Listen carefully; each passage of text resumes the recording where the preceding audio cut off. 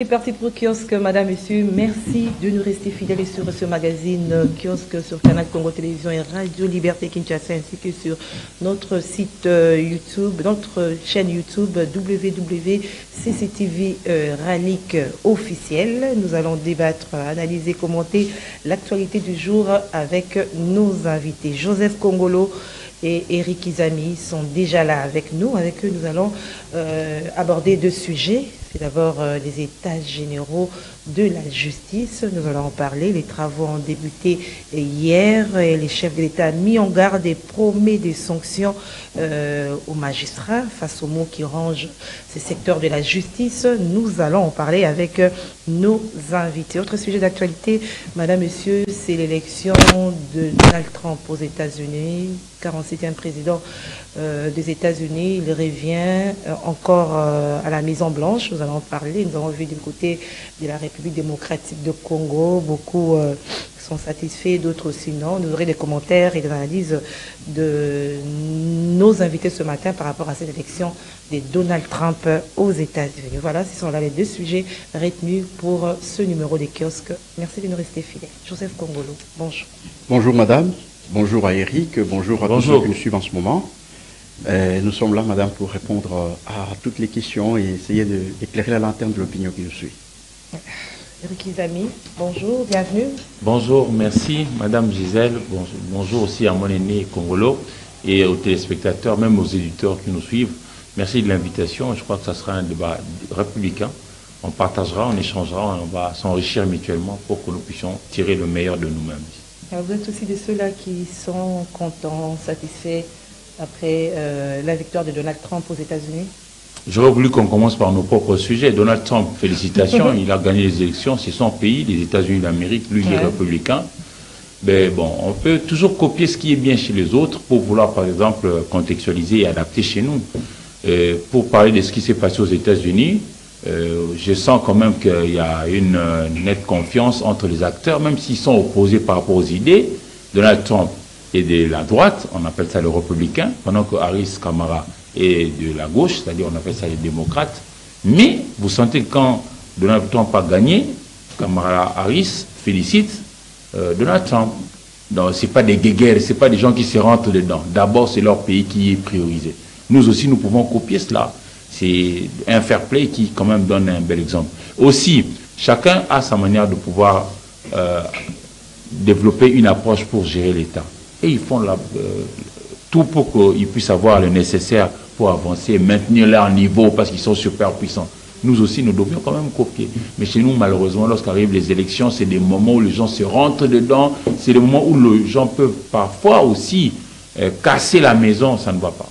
Mais l'idée que les gens ont par rapport à la position de Donald Trump vis-à-vis de la situation, par rapport à la situation à l'est de la République démocratique du Congo, est-ce que cette position, on peut espérer un changement? Je comprends.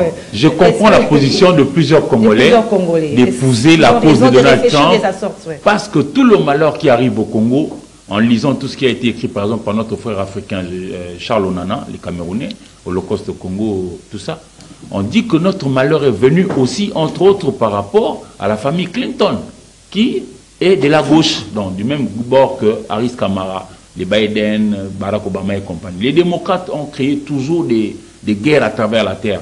Et bon, Donald Trump a encore un autre avantage dans l'opinion congolaise, parce que Donald Trump passe pour celui qui parle bien avec Vladimir Poutine, le président russe. C'est-à-dire, il va faire en sorte que l'OTAN ne puisse pas être belliqueux à tout moment pour aller créer des ennuis. La guerre russo-ukrainienne là a mis à mal aussi la manière dont le monde a évolué. C'est comme ça que Donald Trump, quand il priorise son pays, quand il dit les États-Unis pour les Américains, les gens commencent à l'aimer parce qu'ils ne voudraient pas s'y mixer dans des trucs qui pourraient amener certains d'autres pays, par exemple le nôtre, à pouvoir avoir des problèmes. À chaque fois quand nous avons des démocrates, en tout cas lisons bien l'histoire de notre pays, quand nous avons des démocrates aux États-Unis, nous on a des problèmes. Mobutu a eu des problèmes, il est parti sous les démocrates. Clinton et les autres, tout ça, ça évolue comme ça. Alors, mais la situation de l'Est ne date pas des démocrates. Non, la situation de l'Est ne dépend pas que de réalités extérieures. Ça dépend aussi des réalités intérieures. Nous avons, nous, ici dans la maison, des gens qui vendent la mèche, qui, eux, quand ils sont courtisés par le méchant, je veux dire ici démocrates, par exemple, qui, eux, aiment la guerre, ah, mais les nôtres font les lits de ceux-là, malheureusement. Si nous avions été sérieux, j'ai commencé par dire que lui, Donald Trump, priorise les avantages américains ou les intérêts américains. Nous aussi faisons pareil, de partout. Que vous soyez de gauche, de droite, du centre, parce que nous, c'est des gages. Sinon, on a plutôt la majorité au pouvoir, l'opposition, et puis un peu des gens qui sont un peu neutres, les centristes. Par contre, aux États-Unis, c'est vraiment deux blocs, les démocrates et les républicains. Par exemple, pour faire la politique, pourquoi devrions-nous avoir 910 partis? Je ne sais pas, je me pose cette question. Pourquoi chez nous, nous devrions avoir 910 partis? C'est excessif et inutilement. Pourquoi on doit les avoir comme ça? Pourtant, ceux qui sont nombreux, mieux que nous, les États-Unis, contiennent beaucoup plus de population que nous. Mais ils n'ont que deux grands blocs. Pourquoi non, on ne peut pas copier les biens? C'est comme ça que je réfléchis. Mais il ne faut pas non plus oublier, les Américains, c'est vrai, dans la poche, ça peut peut-être un peu bouger, mais pas trop, parce qu'on dit aussi que la grande puissance américaine ne change pas totalement la politique extérieure en ce qui concerne ses intérêts. Et c'est comme ça que nous devons, nous aussi, savoir comment jouer. Mais nous allons le faire comment? Si nous avons des acteurs sérieux. Le premier sujet que vous avez évoqué, la justice. Est-ce que chez nous, il y a la justice? Nous allons y revenir. Voilà. Alors, pour moi, Donald Trump, félicitations. Eh bien, Joseph Kongo, on a vu dans l'opinion, hein, alors il fallait vraiment éclaircir l'opinion, est-ce qu'il voit des retours d'un républicain? Non, c'est bien parce que par rapport à la situation de l'Est, sa position, est-ce qu'il faut réfléchir de la sorte? Je crois que Eric a essayé de donner quelques éléments, c'est-à-dire que les démocrates, dans les relations avec la République démocratique du Congo, ça a été toujours des mauvaises relations en fait. Et bien de malheurs dans notre histoire proviennent généralement des démocrates. Voyez-vous? Et que dans les 20 dernières années, le seul président qui n'a pas amené la guerre, c'est le président Trump. Malgré toutes les qualifications qu'on lui donne, chaque président américain amène avec lui une guerre. Voyez-vous? Depuis la guerre de l'Irak, la guerre qui a continué, ouais, tout ça, Bush Junior, qui a continué avec Obama, qui a tué finalement Ben Laden, ainsi de suite. Donc c'est Trump, l'un des présidents dans les dernières années, qui n'a pas fait, lui, la guerre quand il est à la présidence de la République. Voyez-vous? Ça, c'est un premier élément. Deuxième élément, c'est que l'ordre mondial est en agonie, est à la fin. C'est-à-dire que l'ONU et tout ce que vous avez comme structure qui sont chargés de maintenir la paix dans le monde, cet ordre est en agonie. Et avec la position de Trump, il a au moins la possibilité, lui, de ramener directement cet ordre à la fin et de changer d'ordre mondial. Voyez-vous? Sa turbulence-là, il a compris beaucoup de choses, que les États-Unis dépensaient beaucoup d'argent dans le monde pour tenter de sauver un ordre qui est déjà en agonie. C'est comme ça qu'il vous dit que, écoutez, je vais retirer l'argent dans l'OTAN, je vais me retirer de ceci, je vais faire tout cela, la guerre, en Ukraine va prendre fin, ainsi de suite. Vous comprenez? Donc le problème ici, c'est que toutes ces guerres, l'Irak, Ukraine, Hezbollah, et tout ça, Liban, ce sont en fait ce qui entraîne la mort d'un ordre. Parce qu'il n'y a plus de chef aujourd'hui. Les résolutions de l'ONU ne sont plus respectées aujourd'hui. Voyez-vous? Donc, il faut ramener rapidement cet ordre à la fin. Et je crois que c'est ça le rôle, pour moi, positif de Trump, c'est qu'il va vite amener cet ordre à la fin et mettre sur pied un nouvel ordre. Et dans ces entrefaits, la guerre de l'Est va prendre fin. Parce qu'en fait, une corrélation je dis, oui, dans les entrefaits, je ne dis pas que Bush est venu pour mettre fin à la guerre, mais je dis dans ces entrefaits-là, la guerre de l'Est va aussi mettre fin, parce que ce sont des intérêts croisés des individus ou des États, des puissances, voyez-vous? Et dans le désordre, qui va mener à la fin de cet ordre mondial de 1948, eh bien, la guerre de l'Est aussi prendra fin. Alors, il ne faudra pas croiser les bras, il faut je ne dis pas qu'il faut croiser, je ne dis pas qu'il faut croiser les bras. Nous sommes souverains. C'est à nous qu'il revient le pouvoir de mettre fin à la guerre. Mais comme c'est une guerre qui a des racines longues, n'est-ce pas? Une guerre entretenue par les puissances, vous comprenez? Nous pensons que dans ce désordre que va créer la fin d'un ordre, n'est-ce pas?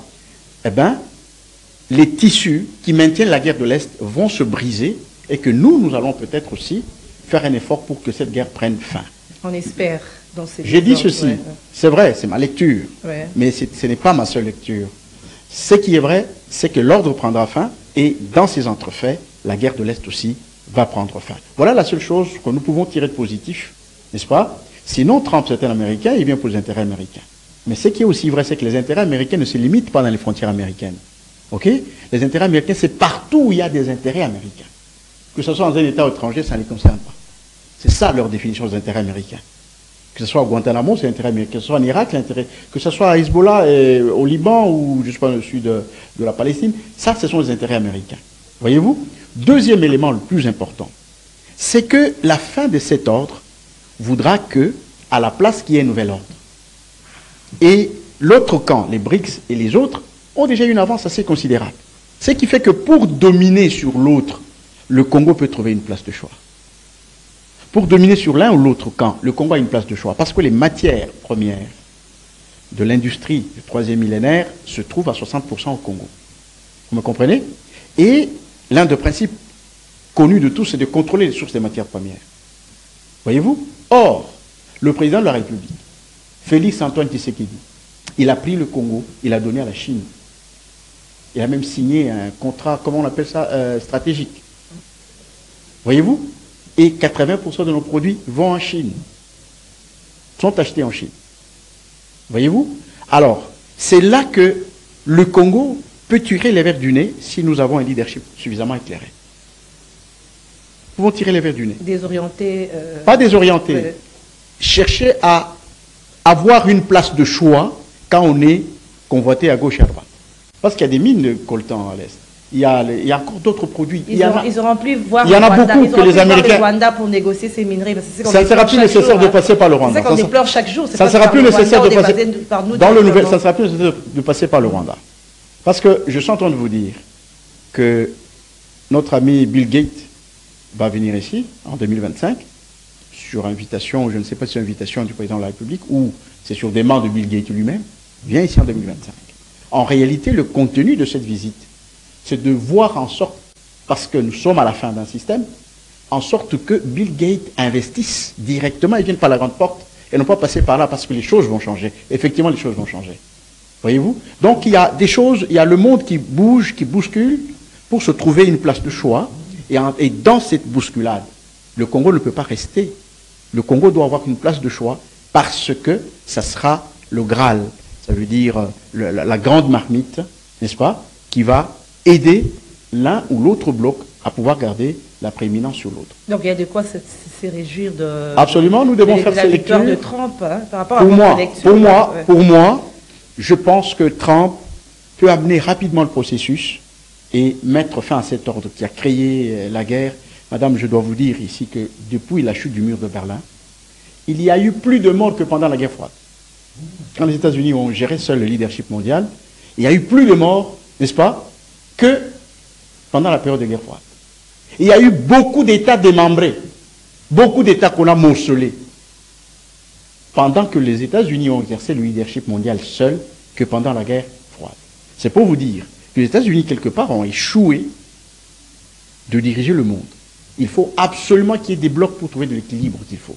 Et le monde va vers là. Ce n'est même pas un individu qui a réfléchi, mais le monde, lui, doit vivre avec des blocs contraires. Et nous y allons.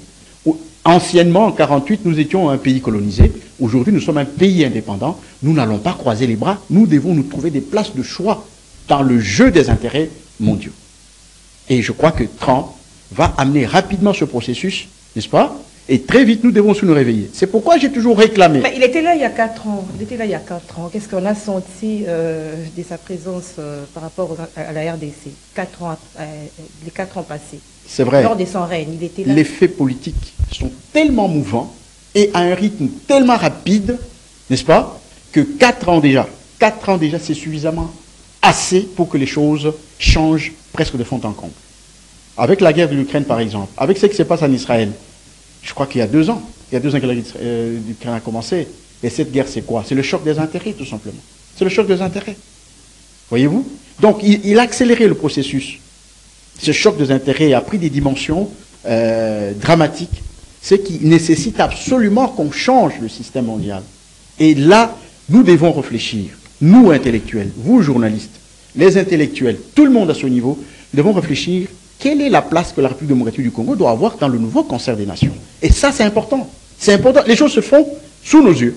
Nous regardons, nous ne devons pas contempler les autres, nous devons exploiter leurs faiblesses, n'est-ce pas? Et aussi construire nos stratégies sur nos forces que nous avons, n'est-ce pas? Pour pouvoir être parmi les États participants, n'est-ce pas, au nouvel ordre mondial.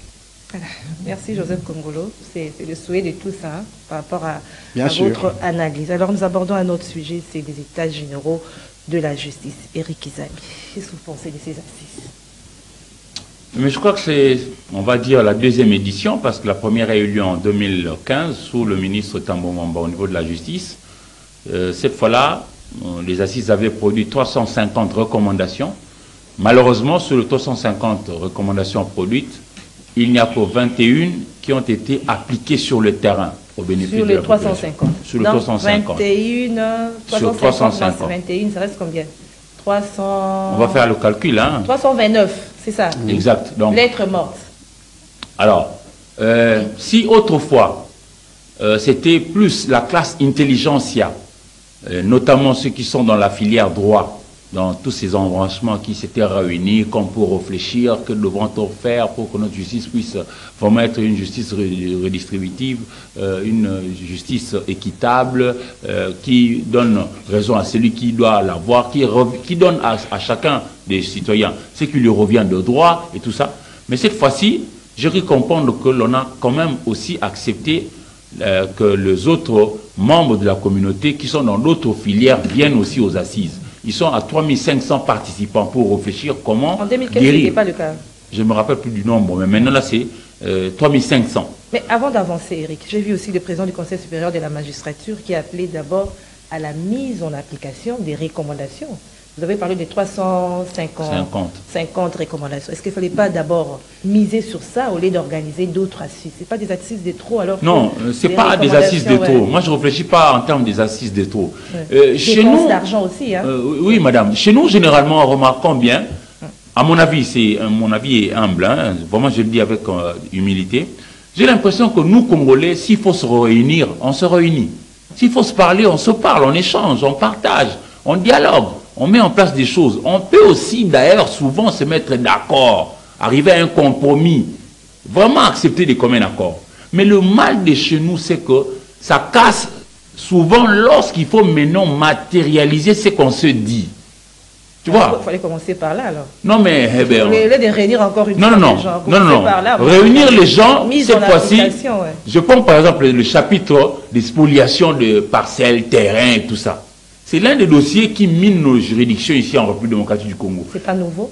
C'est pas nouveau. Mais si, par exemple, on fait venir cette fois-là les chefs coutumiers, pourquoi, au moment des discussions, que ceux qui viennent du chapitre législatif plutôt, le pouvoir législatif, qui produisent des lois, s'il faut qu'eux, à leur tour, ils expliquent notamment à nos chefs traditionnels ce qui est prévu dans nos différentes lois, pour que ça soit appliqué en tenant compte de réalité des chefs coutumiers, parce qu'eux, ils font des choses par rapport à la tradition, sans forcément peut-être suivre ce que dit la loi.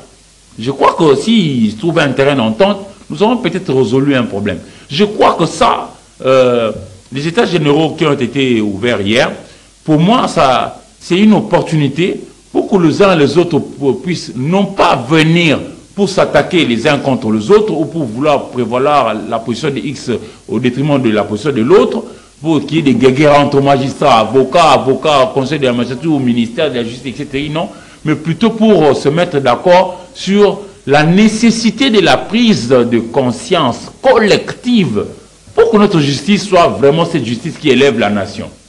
Parce que mine de rien, moi je vois mal, et j'ai souvent répété ça ici sur votre plateau, un député national par exemple, parlons de la justice qui fait penser à l'équité.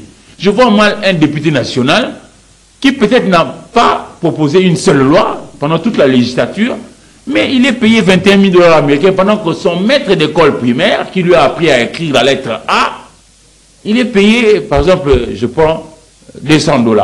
Ça ne va pas. C'est pas juste. L'écart là est assez criant. J'aurais voulu que ça soit une opportunité où ils vont se dire, mais tiens, que chacun de nous prenne quand même conscience qu'il s'agit de notre...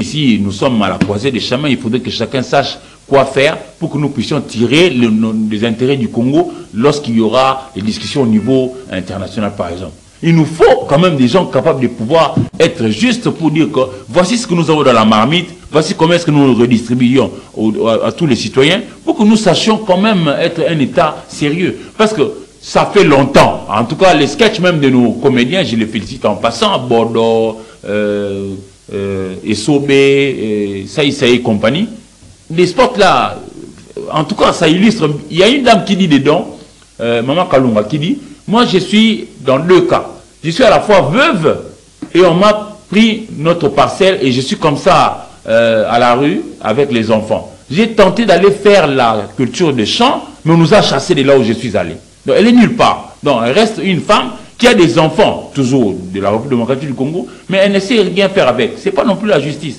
Donc je crois que le moment est venu pour que cette fois-ci, on ne va seulement pas pour réfléchir, pour prendre de recommandations, mais surtout s'accorder sur la nécessité de la prise de conscience. Et je crois qu'aussi les juges commencent à dire le bon droit. Vous avez raison, on vous donne votre raison, même si vous êtes pauvre. Parce que malheureusement, chez nous, généralement, quand un riche ou un nanti, un détenteur d'un certain pouvoir a un problème avec un monsieur lambda comme nous autres ici, vous êtes d'office perdant. Merci Eric Izami. Joseph Kongolo. Le chef d'État a mis en garde les magistrats, il promet des sanctions. Ça n'existe pas, ça n'a jamais existé ces sanctions.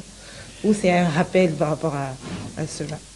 D'abord, il faut dire que la justice, c'est un maillon capital dans le fonctionnement d'une nation, fonctionnement normal d'une nation. Notre justice, elle a d'abord divisé le Congo. Quand nous parlons de la cohésion ici, nous oublions que la justice est en train de séparer et diviser les Congolais. Et cette justice a créé les Congolais d'en haut et les Congolais d'en bas.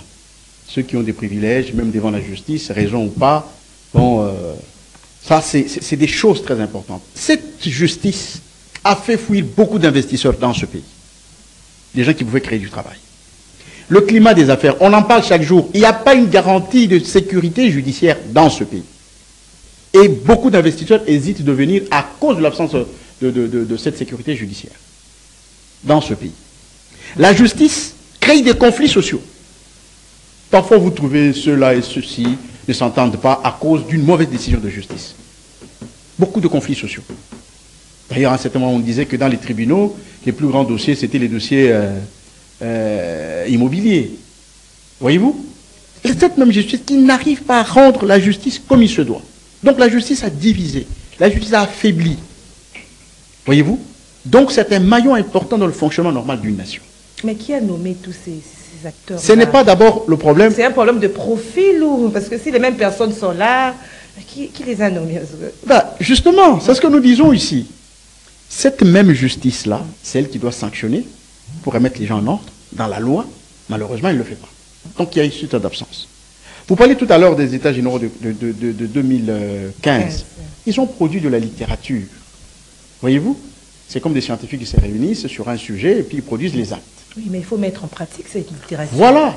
Qui doit mettre en pratique? C'est le gouvernement à travers le ministre de la Justice. Maintenant, qu'est-ce qui s'est fait, madame? Quand on vient comme ministre et qu'on se réduit, qu'on se transforme en secrétaire général, à gérer les affaires courantes, à signer les documents, c'est-à-dire qu'il n'y a pas de différence entre un politique et un administratif.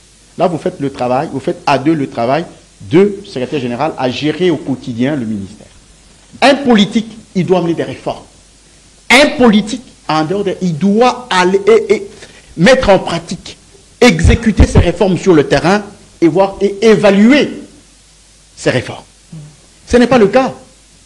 Ce n'est pas le cas. Ils viennent pour entrer dans des combines. Quand il arrive, c'est un groupe de magistrats qui vont le saluer avec 2 millions de dollars. Alors vous êtes un langage codé. Moi, quand je dis que c'est des problèmes d'hommes. Mais c'est ce que je dis. Madame, les lois dans ce pays, il y en a. Les lois sont là. Il y a des lois héritées de la colonisation jusqu'à aujourd'hui qui doivent être changées et n'ont jamais été changées. Parce que les uns ne font pas leur travail. Donc de la fête de quelques-uns, c'est toute la République qui en pâtit. Le problème, c'est un problème. Nous avons des juristes, nous avons des magistrats, des gens intelligents. Mais à l'intérieur d'eux, il n'y a pas le patriotisme. ils n'aiment pas le pays, ils n'aiment pas le Congo, ils n'aiment pas le Congo. C'est ça le problème. C'est un problème d'hommes aussi, mais aussi les textes. Il y a des textes qui n'arrivent plus à résoudre le problème actuel. Non, la situation a évolué, il faut reformer la loi. Vous avez laissé la loi, vous taxez une amende, par exemple, 3 francs. 3 francs. Quand quelqu'un arrive, il ne paye pas 3 francs, il paye 3 000 $. Alors, dites-moi, où est la justice à ce niveau-là? Si je dis non, moi je ne paye pas 3 000, la loi dit 3 francs. Ça devient encore un conflit. Il faut réformer ces choses. Vous êtes en justice, réformez ces genres de choses. Réactualisez ça. C'est ça la réforme. Donc vous ne pouvez pas diriger, vous arrivez, vous trouvez des lois de 60 qui ne peuvent plus répondre, n'est-ce pas, aux faits aujourd'hui, qui ont évolué énormément. Et vous gardez la même loi là-bas. Et quand vous allez tomber dans le même fait, aujourd'hui, on ne sait pas juger Matata parce que vous êtes venu. Qu'est-ce que vous pouvez faire depuis qu'on a dit que la Constitution n'a pas prévu un endroit où on peut juger Matata? Quel est ce parlementaire qui a proposé qui a amené pour clarifier ne fût-ce que la situation? Ne fût-ce que clarifier la situation clairement. Qui l'a fait? Par la loi. On ne fait pas le travail. Vous voyez? Donc nous avons manifesté une sorte d'incompétence en matière juridique, en matière constitutionnelle. Ce sont des incompétences. Nous n'arrivons pas à être à la hauteur des faits qui sont là. Et que la loi soit a essayé de passer superficiellement ou que la loi n'a pas géré, n'a pas prévu. Le problème c'est quoi? L'application, je vais un peu comprendre ce que vous dites. Il y a un problème d'abord d'application. Ou des changements des lois qui existent. Non, il y a d'abord un problème d'application. Ok? Il faut appliquer la loi. L'injustice vient d'où? C'est quand on va à côté de la loi. On n'applique pas la loi telle qu'elle. En ce moment-là, on applique mal. Côté de la loi. Ou on l'applique mal. Elle existe, mais on l'applique mal. Oui. Il y a aussi des lois qui sont tombées obsolètes, qui sont devenues obsolètes. Il faut les actualiser. Il faut les réformer. Vous comprenez? Ça, c'est un problème très important. Ça, c'est la première chose. Deuxièmement, on va évaluer. On a évalué, d'ailleurs, Eric vient de dire tout à l'heure, on a évalué, on a déjà fait cette évaluation, parce que les États généraux ont 3 étapes. N'est-ce pas? On a d'abord évalué les actes de 2015. De 2015, oui. On vous a dit qu'il n'y a qu'une vingtaine. Oui. Il y a une vingtaine. Il y a combien de ministres qui sont passés là? Combien de ministres sont passés? Quel est le document principal de travail des ministres de justice aujourd'hui? Quand vous arrivez au ministère, qu'est-ce que vous faites? La première des choses, c'est quoi? Vous avez les actes de 2015, vous devez les appliquer, vous devez évaluer à votre niveau et faire à partir de là où l'autre s'est arrêté. On n'a jamais fait. Depuis 2015 jusqu'à aujourd'hui, ça fait plus de 9 ans. Les États généraux vont résoudre tous ces problèmes-là. Ils vont faire l'évaluation. Ouais. Ils vont récupérer, n'est-ce pas, les bonnes lois pour les insérer dans les actes actuels pour lesquels et le président de la République, et le gouvernement, et le ministre, et le président du Conseil supérieur de la magistrature seront derrière pour l'application. Alors c'est ça qui va guérir la justice. Non, ça fait partie de la guérison, madame. Il n'y a pas que ça. Il y a des conditions de travail.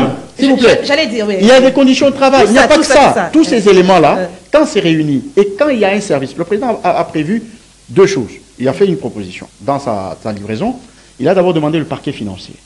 Jusque-là, apparemment, c'est comme s'il n'y a pas une bonne visibilité sur le jugement des gens qui détournent ainsi de suite et tout ça. Et le président a sollicité le parquet financier dans sa livraison. Deuxième élément, à cause des prisons et tout ce que nous avons, des prisons, des prisonniers qui s'évadent, ainsi de suite et tout ça, il a proposé un service national chargé de gérer les prisons et d'anticiper. Oui, il a proposé dans sa livraison. La crainte est que ça ne reste pas, ce ne soit pas des chapelets de bonne intention. Hein, non, il a fait des propositions comme citoyen. Non, attention, ici, attention madame, ici, attention, ici, le président fait sa proposition. À qui? À ceux-là qui vont organiser les États généraux, ce n'est pas tout. Et aussi, il a sollicité l'Assemblée nationale, n'est-ce pas, à ouvrir l'œil pour que les résolutions, certaines résolutions, soient coulées sous forme de loi. L'Assemblée nationale qui a beaucoup de lois qui sont... Non, il a sollicité, écoutez madame, il a sollicité, il a demandé à l'Assemblée générale, n'est-ce pas, d'être regardant pour que certaines résolutions des États généraux soient transformées en loi. Et c'est par le Parlement que cela doit passer. Ce sont des éléments très importants. Est-ce que pour guérir cette justice, parce qu'ils sont là, parce qu'ils cherchent des produits, hein, les remèdes pour guérir la justice congolaise, on sait qu'elle fait face à l'interférence des politiques, la justice de puissants. Est-ce que ça sera vraiment possible, même si c'est c'est du 6 au 13, c'est beaucoup de jours, hein, beaucoup d'argent d'ailleurs. Moi, je crois que nous avons tous les éléments pour que la justice redevienne cette justice juste. Nous en avons. parce que le tout premier à être intervenu, c'est M. Michel Chebele, qui est le bâtonnier national. Et après, c'était M. Kamouleta Dieudonné, qui est le président du Conseil supérieur de la magistrature et en même temps président de la Cour constitutionnelle. Et puis après, c'était le ministre de la Justice pour terminer avec le chef de l'État. Je crois que nous avons tous les éléments pour que notre justice soit bonne. Mais pour moi, ce qui nous manque, c'est la bonne volonté que de mettre en pratique tout ce que nous disons de bien. J'illustre ça par un exemple ancien et nouveau. L'ancien, c'est quoi? Je prends par exemple le cas de celui qui allait à la BIAC, Banque internationale Congo. Ici au Congo. Tout ça, BIAC. Oui. Quelqu'un qui déposait l'argent, mais qui aujourd'hui n'a même pas une seule adresse pour aller réclamer son dû. Il n'y a pas de justice. Ouais. Il n'y a pas vraiment de justice. Mais il y a aussi des gens qui en sont morts. Moi, je connais des gens qui avaient vendu la parcelle. Il a été déposé l'argent en banque pour bien garder, pour peut-être espérer acheter une autre parcelle, mais qui ne sait plus rien faire. Justement, parce qu'il y a des protégés. Il y a des intouchables. Mais justement, nous disons la même chose. Vous revenez à ma question. Ouais. Oui, la question c'est... Est-ce que... aux intouchables, l'interférence... Oui, le vrai problème c'est les incursions de politique. Oui. Parce que souvent chez nous, le malheur c'est que le politique parfois donne des injonctions à la justice comme pour orienter X dossier dans Y direction. Alors que l'on devrait réellement laisser la justice être libre, c'est-à-dire dire le droit et le bon droit. Est-ce qu'on va arriver à cela? C'est une quête. C'est une quête. Oui. C'est une quête. Même la démocratie, même la paix. Nous abordons plusieurs sujets ici.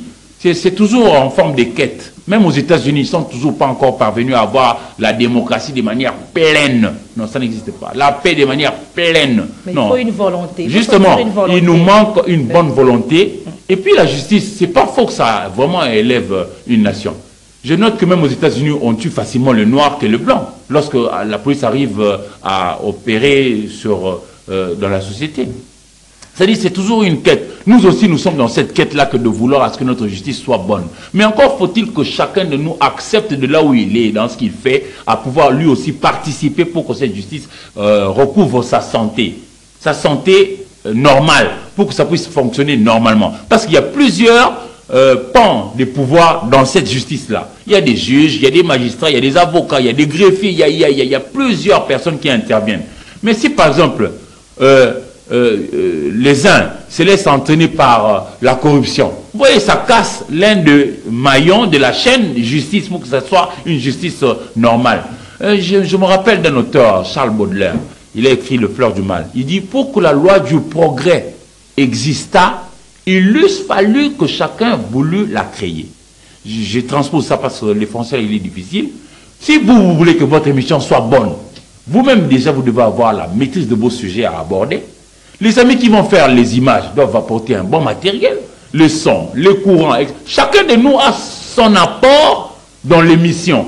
Et pour que l'émission soit meilleure, si chacun de nous accepte de bonne foi de pouvoir bien travailler, je crois que notre émission sera bonne. C'est cela aussi avec la justice. Mais malheur chez nous, c'est quoi? Il y en a des juges qui sont bons, parce que ça existe, il ne faut pas dire que tous ils sont mauvais. Il y a des magistrats qui exercent leur boulot en âme et conscience, qui travaillent bien, consciencieusement.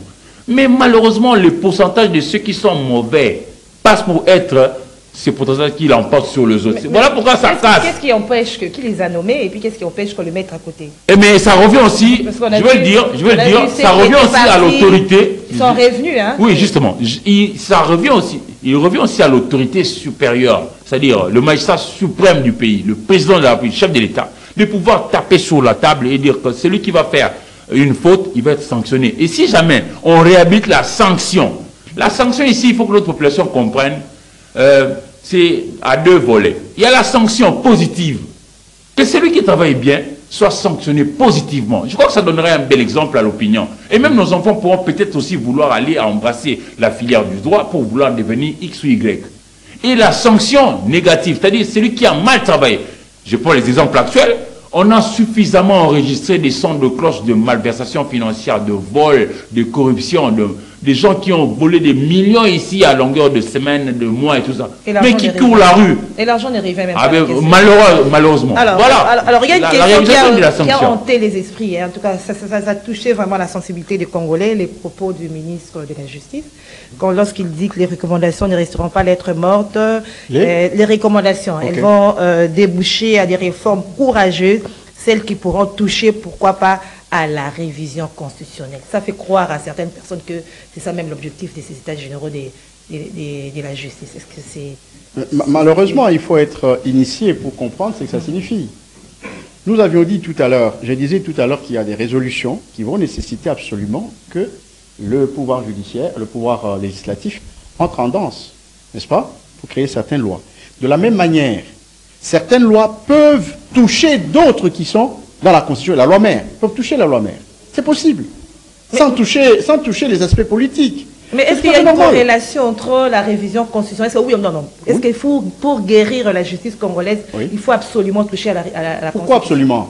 Ça peut. Même lui-même a dit ça.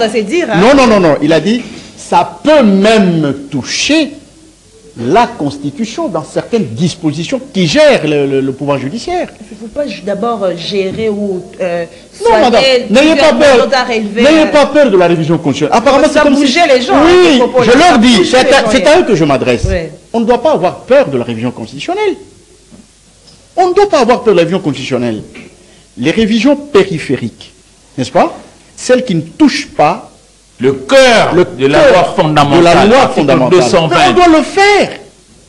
Kabila a changé la Constitution en 2019.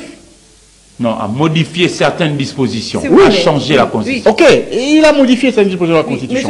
Attendez, madame. Que les gens n'aient pas peur. La justice, ici, elle a sa base dans la Constitution. Si les faits aujourd'hui nous imposent de changer la loi dans la Constitution pour la fluidité dans l'administration de la justice, mais on va le faire. On va le faire. Pourquoi les gens trouvent la Constitution comme si c'est un texte sacré? Non, la Constitution n'est pas sacrée. Je peux poser ma question? Oui. On a énuméré tous les mots. Lui-même, il avait énuméré. Il a dit même 7 sur 10 Congolais critiquent notre justice. Lui-même, Moutamba a dit ça. Oui. Et qu'il a énuméré même tous les mots qui rongent la justice. Alors, nous mettons ces mots de côté. Est-ce que ces mots seront guéris avec la révision constitutionnelle? En un mot, qu'est-ce que vous direz? Non, ça veut dire ceci. Oui. Son ambition à lui en tant que numéro 1 de la justice au Congo, n'est-ce pas? L'engagement du président de la République, nous l'avons entendu. Nous croyons que lui espère, lui en tant que joueur, espère que ces actes, ces résolutions ne resteront pas lettres mortes. Ça, c'est son ambition, madame. C'est tout ce que lui peut dire en tant que ministre. Et c'est légitime. Et c'est tout à fait légitime. Ça veut dire aujourd'hui, madame, que le problème, il y a deux choses importantes. La première chose, c'est la gouvernance judiciaire. Vous comprenez? Il y a des dysfonctionnements au sein du fonctionnement de la justice. Le conflit n'est pas seulement entre le ministre et les magistrats. Hein. Il y a les greffiers et les juges, il y a des problèmes. Il y a encore une autre catégorie, il y a encore des problèmes entre eux. Donc le conflit, le désordre qu'il y a dans l'administration judiciaire, il n'y a pas que les juges et le ministre. Il y a les greffiers qui ont des problèmes avec les juges, il y a ceux-là qui ont des problèmes avec ceux-là, et ainsi de suite. Donc il y a de la cacophonie à l'intérieur. Vous comprenez? Donc il y a un problème de gouvernance. Et c'est dans cette gouvernance qu'on doit déterminer avec précision qui contrôle les magistrats, qui contrôle la légalité des actes des magistrats. Parce que là, on a eu, quand il a parlé de ça, il a dit que le ministre doit veiller sur l'exécution des décisions de justice. Et les magistrats ont crié « Oh !» Voyez-vous? Parce que c'est ce qui manque. Le juge, l'acte judiciaire, la décision du juge peut être ou ne pas être conforme à la loi. Mais qui va juger? Qui va contrôler ça? Soit il y a une structure qui doit être créée pour contrôler. Le Conseil supérieur de la magistrature, par exemple? Non, ce n'est pas le Conseil supérieur de la magistrature, malheureusement. Ce n'est pas le Conseil supérieur de la magistrature. Donc, il y a un vide. Il y a un vide là. Les magistrats n'aiment pas qu'on contrôle leurs décisions de justice. Et le ministre dit, c'est là qu'il y a le désordre. Parce que parfois, vous organisez l'injustice à travers vos décisions de justice. Alors, qui doit contrôler que ça, c'est conforme à la loi ou ce n'est pas conforme à la loi? Il faut créer une structure. J'ai dit, c'est ça la cogitation. C'est ça le choc d'idées. Non! Quand la loi évolue, c'est comme ça, madame. Les faits évoluent.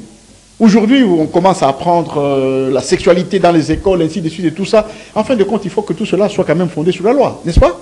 C'est ça, les choses évoluent, il faut absolument que la loi aussi évolue. Donc, lui, il croit qu'il y a un vide à ce niveau-là. Il faudra, parce qu'il y a un vide, le ministre a commencé à contrôler les actes de justice. C'est comme ça qu'eux boudent, ils ne veulent pas de ça. Alors, s'ils ne veulent pas de ça, peut-être qu'à l'issue des résolutions, on va créer une structure qui va contrôler les décisions de justice. En vue de Moutamba, le populisme, il cherchait à faire plaisir au chef. Lorsqu'il a parlé des lois qui vont aboutir à la révision constitutionnelle aussi, lorsqu'il dit que c'est une première de notre histoire politique et d'avoir un chef de l'État, un président de la République qui affronte de manière aussi viscérale un ennemi, Paul Kagame. C'est déjà essayer un peu de... Bon, il faut quand même aussi tenir compte du fait que ces états généraux s'ouvrent pendant que le débat lié à la modification ou au changement de la Constitution est vraiment d'actualité. Ici, il faut que notre population comprenne une chose. Lorsque l'on modifie certaines dispositions de la loi fondamentale que l'on appelle la Constitution, on garde la même République. Il n'y a pas de...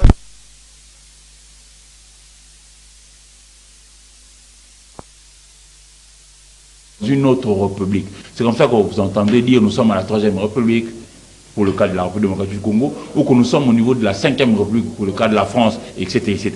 Donc ici, je crois que c'est par rapport à l'actualité. C'est très proche et c'est comme ça que les gens ont fait le rapprochement. Moi, je ne voudrais pas me prononcer maintenant. J'attendrai que le travaux arrive jusqu'à terme au 13 novembre 2024, parce qu'on a dit que ça se clôture au niveau du Palais du Peuple. Pourquoi le Palais du Peuple? Parce que c'est là que se trouve la représentation de notre population. Tout devrait être fait pour que notre population vive dans la paix, dans la justice, dans l'équité, pour que nous puissions avoir une justice qui puisse donner à chacun de nous ce qui lui revient des droits. Et je crois que j'attendrai en ce moment-là pour connaître ce qu'il en sera. On ne change pas la Constitution comme ça, comme un fait des choux. Non, la Constitution, c'est pas rien. Donc ça s'est invité. C'est vrai que la Constitution... aux États généraux parce que c'est d'actualité, c'est ça? Non, je ne voudrais pas aller jusque-là. L'aîné a dit, le vieux Congolais a dit, la Constitution n'est pas sacrée. C'est vrai que la Constitution n'est pas sacrée au sens spirituel ou biblique du terme, mais la Constitution, c'est la Bible d'un État. Oui. À quelques degrés près, c'est aussi quand même quelque chose à sacraliser. On ne peut pas toucher à la Constitution comme on toucherait à un papier de commentaire d'un reportage pour un journal de télé ou de radio. Donc c'est cela. Donc j'en appelle vraiment à cette capacité de pouvoir se transcender pour pouvoir créer une symphonie entre les différents acteurs qui interviennent dans les secteurs de la justice. C'est essentiel.